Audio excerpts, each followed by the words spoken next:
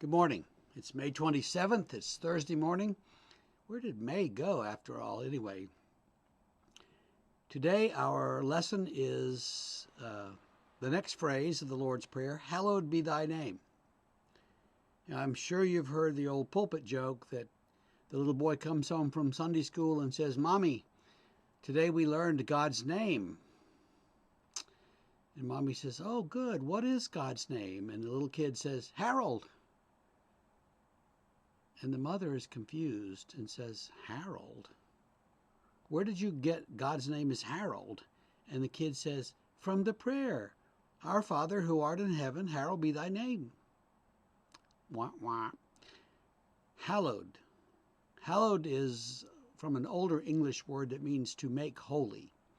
Like All Hallows Eve is Halloween.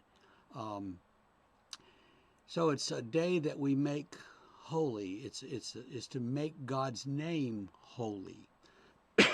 To make something holy means to set it apart from its ordinary use. That's the root of all the words that we use to mean something is holy. So something that's set apart, something that's different, something that's above the normal uses of things. And so to make God's name holy would be to give God praise, honor, and glory in all that we say and do.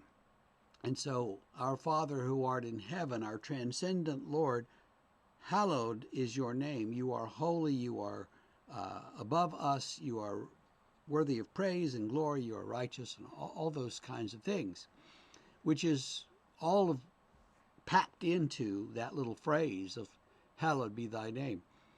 So the prayer begins addressing the Father and addressing him as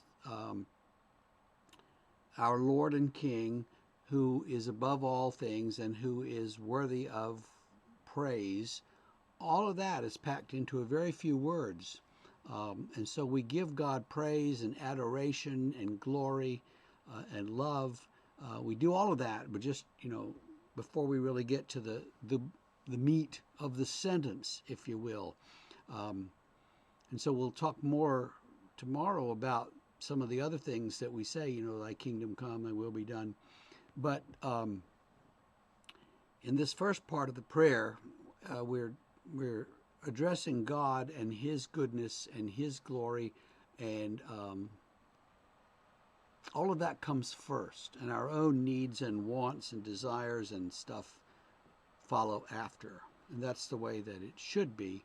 Too often our prayers are, hey Lord, give me this, rather than starting with praise. So there's something for you to think about today, and I hope that your day goes well. I hope that you're enjoying this warm weather, and we will see you tomorrow.